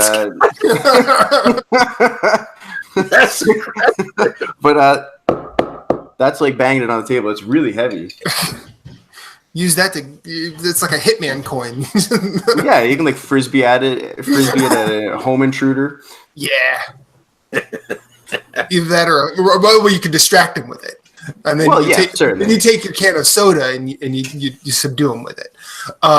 Gideon taught me some self-defense moves. As far as collectibles game wise, I don't really. I mean, I have a lot of garbage. I don't think any of it is really valuable because it's all been opened. Yeah. But I'm in the process of getting rid of a lot of it just because I need to clear up space, and I realize I'm not really a hoarder, but I tend to set up like cabinets of curiosities with things like when that's called hoarding. No, it's not. Cabinets of curiosity. But like, because like I tend to pile shit up in a room up to the ceiling and then just close the door. That's not. No, because the cabinet of curiosity is like when you have like it's almost like this, but with just knickknacks in it instead. And I need to stop doing that. What's on the top shelf? Is that a Zelda thing? What that? Yeah. No, that's Binding of Isaac, the card game. Oh, okay, all right. But I like Phillips. I have a lot of records that are probably that were at one point worth some money, but I listened to them. So, well, they're still worth a lot of money. Like that Slayer box set that I have back there. That one's going for about $500 now because it's out of print. So even though it's open, like they're still. You could probably get 200 for it, but like I mean, 500 used you could get if you go on Discogs. Yeah, if you go, you would not believe how much people pay for records on Discogs. Oh no, I would, I totally would. But like I have a first pressing of Velvet Underground and Nico. I have a first pressing of Bob Marley and the Wailers' Catch a Fire. That with the Zippo lighter cover that it's special to me. I don't know how valuable it is, but well, that's the thing, like sentimental value to you, right? Yeah, I mean, like us, right? Like not as Corey was saying, none of those are expensive, but he likes them, right? So they're valuable to him the same way like that coin I have is valuable to me, right? Yeah. So. Well, the Bob Marley and the Wailers, that's the only record I've paid. Well, that's the record I've paid the most for. Like I bought it for $150 because when I bought it, it was sealed. So yeah, like I amass a lot of things. I'm not a hoarder, fuckers. Hoarder, dude. What are you doing? No, I don't. Hoarders keep everything. I don't keep everything. I amass a lot of things.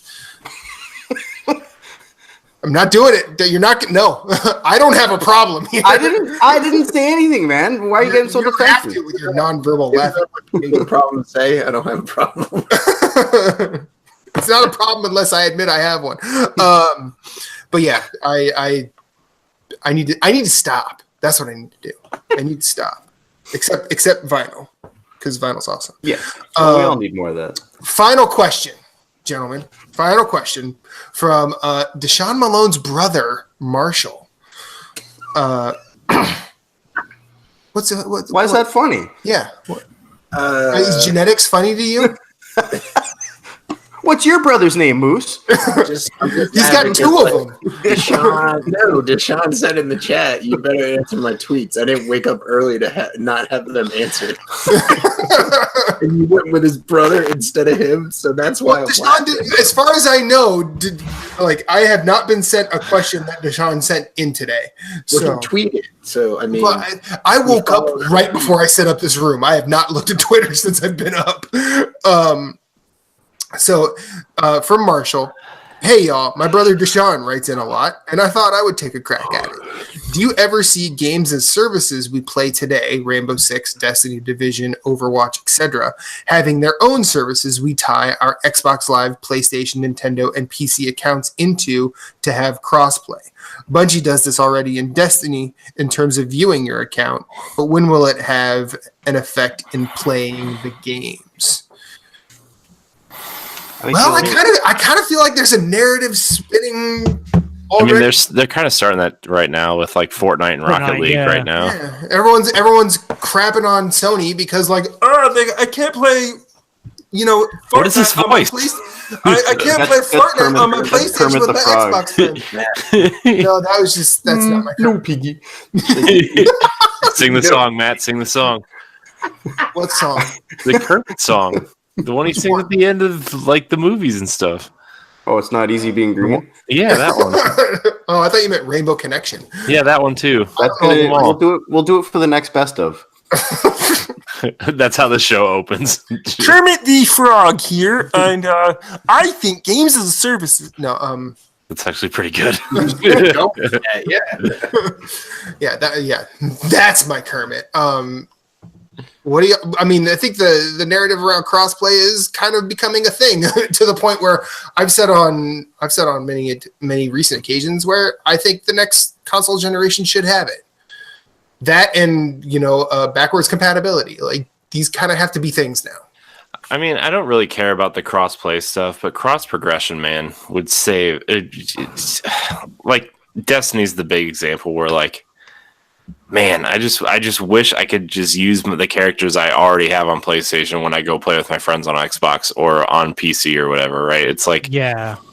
Would be amazing for that stuff, especially like if you've bought 2 copies of the game. We're not even talking about like getting you bought an Xbox, you get it on PC, but like I totally agree with you. Like cross progression is essential. Like it's why should you have to start over again on the same game just because you're playing it on a different platform? Like but you know what'll never have cross progression? Money is the answer. Is why that you do that. Yeah, but I'm still buying the game. Like I'm still buying a copy of the game. But like look at Apex right now. If you buy the characters if you buy Caustic and Mirage on PC, on PlayStation 4, you're not getting those characters because they want you to rebuy them. Yeah, on a free to play game, that'll never happen. Yeah, but Fortnite's doing it. Right, but like that's the thing is like there are good examples of that where monetization is done right, and then there is Apex Legends, which as much as I love Apex Legends, their monetization is fucking garbage. Does anyone know how Minecraft works? Like, does it have? You have to sign into Xbox Live, but as soon as you do that, like everything you purchase is across all platforms. See, that's good. See, like because on the Switch version of Minecraft, you can use the Master Chief and Gears of War skins on your Switch version, which is kind of funny. And if you're playing the Switch version and you're playing with your friends, you can use the Mario skins and stuff. I don't know if I'm answering. I'm sorry, not Deshaun. Marshall's question. I mean, if it's about crossplay or not. I mean, I think crossplay is a great feature. You're seeing now with some Xbox titles where there are lots of console players who do not want to play with PC players, specifically Sea of Thieves, to the point that they're going to cut the player base in half. Well, not in half because way more people are playing on console, but they're giving the option for the console gamers to not play with PC players. And even on Xbox, they were talking about they're going to limit lobbies for players playing with mouse and keyboard and players playing with a controller, right? So it's I think there's still a lot of stuff to work out on it, especially just due to the differences in the hardware, right? Like if let's say you're on a console and you're playing Destiny, okay, Destiny 2, for example, that's at 30 FPS on console. Do you really want to be playing against a guy with a mouse and keyboard at 120 FPS? Like, it's just not. It's not an even playing field, right? So, I mean, right, but you can toggle that stuff. Like, you can make features in the game where, like, hey, if I'm going into PvP, I don't want to play with people who are using mouse and keyboard. Yes, but if I'm going into like a raid or something, like that doesn't really have any effect on that part of the game. Yeah, so. and like as far as I know, like I deal with a lot of server code and all that stuff. So like I know like the PHP side of things and all that stuff, but the things I don't know is like how games communicate. I would assume that these services, that these games that they're making, the code's already there for them to run. Like it's probably just a toggle that like Sony, Microsoft, all of them do not want to necessarily go through and do, because it gives more power to for people to leave their console, right? Like it gives them more options to say, oh, well, now that I can play wherever with whoever I want, I might just want to go play on my Switch from now on, Mm-hmm. Yeah, I mean that's what Chucklefish said about Wargroove, right? When Sony, it was like they said something about the difficulties of cross-platform stuff, and like I'm sure a lot of that is true in a lot of cases, but the Wargroove developer said we literally just have to flick a switch that says PlayStation, and it's automatically cross-play with everything else. Which game was it where it went live accidentally? Was that? It was Fortnite. Fortnite, and that was more of a fuck you to Sony. League? Oh, certainly. Like that was absolutely. More to say, hey, we can do this, and we just showed that we could, so now that's out. Yeah, we can do it, and it works, and figure your shit out. Sony's hand. Yeah, it's good. Which to me, I think it's more like if Sony doesn't want to do cross play, like to me, that's more of saying something about their network as opposed to everybody else's. Like I still think, like, don't get me wrong, PlayStation Network is far superior than it was on PlayStation 3, but I still think Xbox Live is a better service if you want to play multiplayer games. Well, that's fair. Yeah, I would agree with that. So, I mean, I'm not like I don't know anything about programming anything, but like Sony, I think Sony are doing just a good Nintendo impersonation and just being very slow to embrace something that's right in their face and that everyone's telling them they should. And I think they will for PS5 for sure. Mm-hmm. But it's just they're stubborn, right? And of course they want to just have people on PS4 playing with PS4, but they will open it up. They have to. Yeah. Well, I mean, it's a very Japanese developer thing to do. You look at the way Monster Hunter's multiplayer was implemented, and you see how old that multiplayer model is. No one's doing that stuff anymore. Over there, that's just kind of the norm. Like no one has moved past that like era over there yet. It's all about tradition, right? Like they're slow. A lot of them are very slow moving. Like they do things the way they've always done it, and it's hard for them to. I mean, look how long it took Nintendo to add multiplayer. Don't you remember like the famous quote? What was the name of their old crazy? On GameCube. Where he was like, no one wants multiplayer games. Yeah, GameCube, they were like, nobody wants to play games online. Only sad people play role-playing games. Was that Iwata that said that? That wasn't Iwata. It was the guy who started Iwata. Yeah, like the one who took it from playing cards to making Nintendo. And he was like, he was just trashing people who wanted to play role-playing games. He was like, only sad people in their basement play role-playing games. You can look up these quotes. They're hysterical. Yeah, they're there. I mean, it's...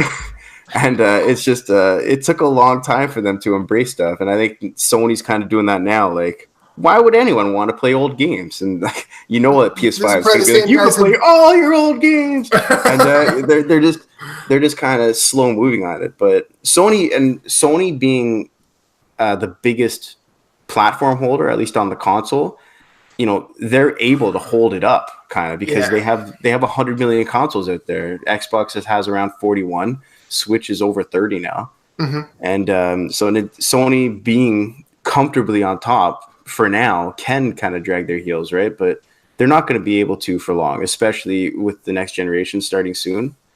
So they definitely will embrace it, I feel. It's that backwards compatibility, like they have to embrace it. I wonder if they're just kind of like trying to rebuild the network for PlayStation 5 that will allow it to be easier for them to do that. I think that, like, from my understanding of their back-end code, it would be much better for them to rebuild at this point because, like, the fact that you can't even change your online name, like, I know they have that beta out, but that only works in certain, like, instances where even like Anthem gives you the ability to select your call sign because they know that's a problem on PlayStation. Like, Is Sony still using Amazon servers? I don't know that. I think everything was just built on proprietary Sony technology that they didn't use an engine to build their online service. They just threw something together.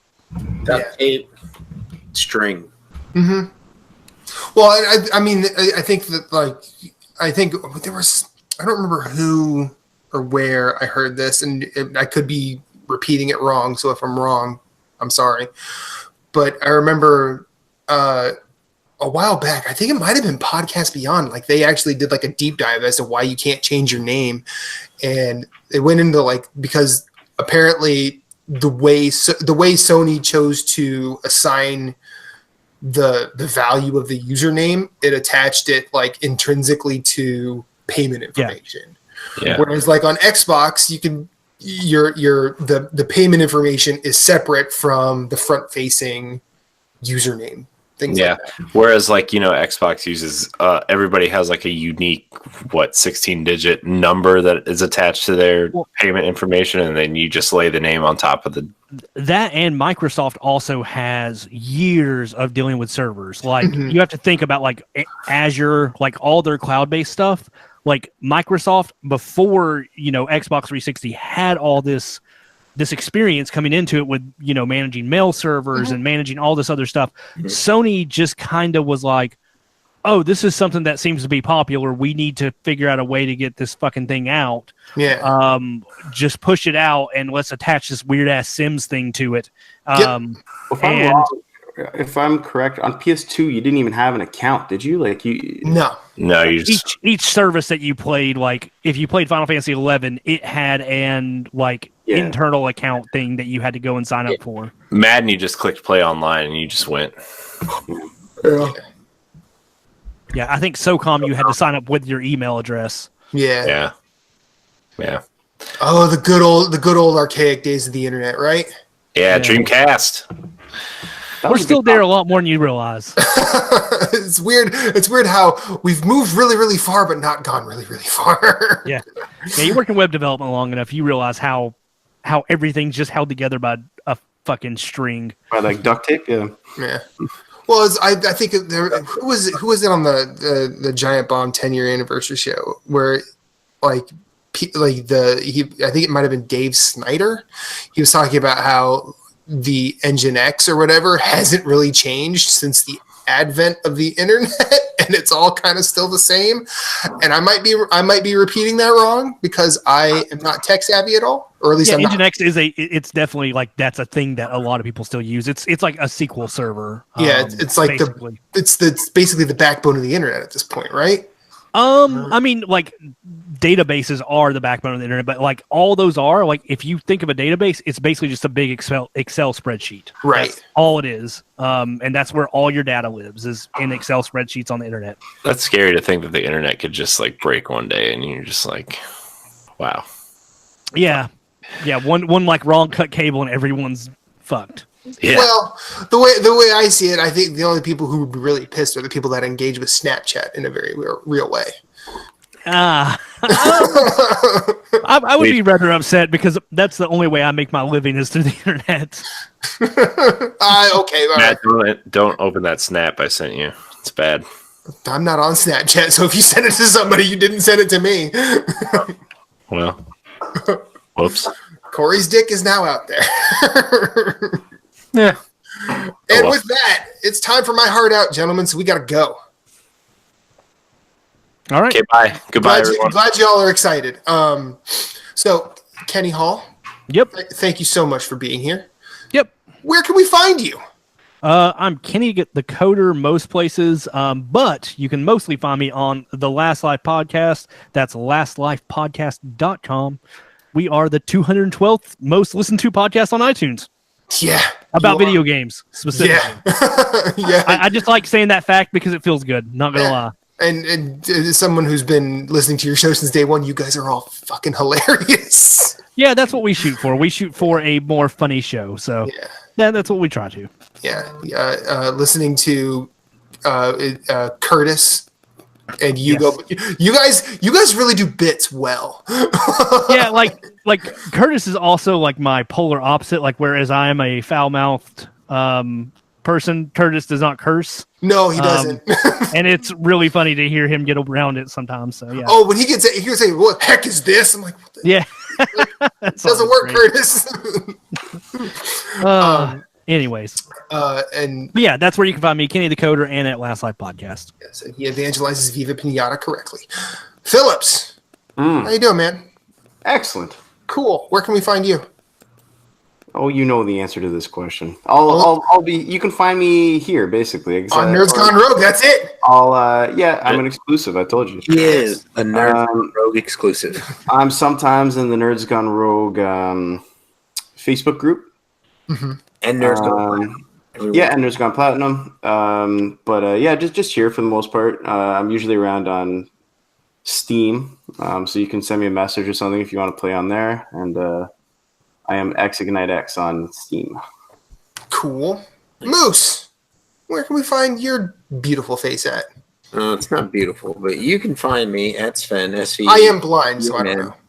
Well, you're wearing sunglasses too, so on PlayStation, Twitter, Instagram, and Twitch. I stream occasionally. I always say I need to stream more often, but anyways, scheduling is just insane sometimes. But you can also listen to me, my buddies Jeff and Jason, that's Mr. Hefe and Gibby J, discuss the PlayStation platform on Tuesday nights live. We're on YouTube. We record around 9 o'clock, or you can catch the podcast or video on Thursday mornings. I believe it's at 7 or 8. Jason puts it up. It's at you can also, It's at 7. 7. Okay. See, I get up an extra half hour earlier on Thursdays so I can post it audibly. Post the audio. I make him post it. Anyways, so you can listen to us talk about PlayStation. You can tweet us at NG_platinum or email us questions, comments, and concerns at nerdsgoneplatinum@gmail.com. What's the phone number? I don't know it off the top of my head. What's your phone number, Moose? Yeah, what's your phone number? He's like, he doesn't even say, "I'm not going to answer that." He just like sits there quietly because he's thinking about it. You want to be funny if he's just like, "I'm not sure." I don't know. My name is Matthew Keel. You can find me at Infinite_Rewind everywhere. And yeah, that's basically it. Corey, take us home. You can find me at CoreyNHD713 on Twitter. You can also find me on Instagram and Twitch at CoreyNHD. You can find me on Nintendo Power Block, our Nintendo podcast, which goes up on Tuesdays at 7 a.m. Eastern Time. We are giving away Yoshi's Crafted World over there if you want to enter that contest. Details inside the podcast, so I'm not going to give them out here because then you won't listen. So, you can also. What time on the podcast? Usually at the beginning. All right. Honestly, actually, it's also in the details, the description of the episodes. So, so you don't even have to listen. You can just you don't. You just have to click on the video to find out. You just got to read a little bit. You can also find me on various other things, but I'm trying to cut back on a lot of things. So you're just going to probably find me here on Nintendo Power Block for a while. Let's see what else. You can check out all of our content on ngrradio.com. And if you want to find a specific show, you can go to ngrradio.com/subscribe to subscribe to all of our shows and follow us on social media and all that crap. Anyways, thank you guys so much for watching, and until next week, we love you. Banana and out. You're welcome.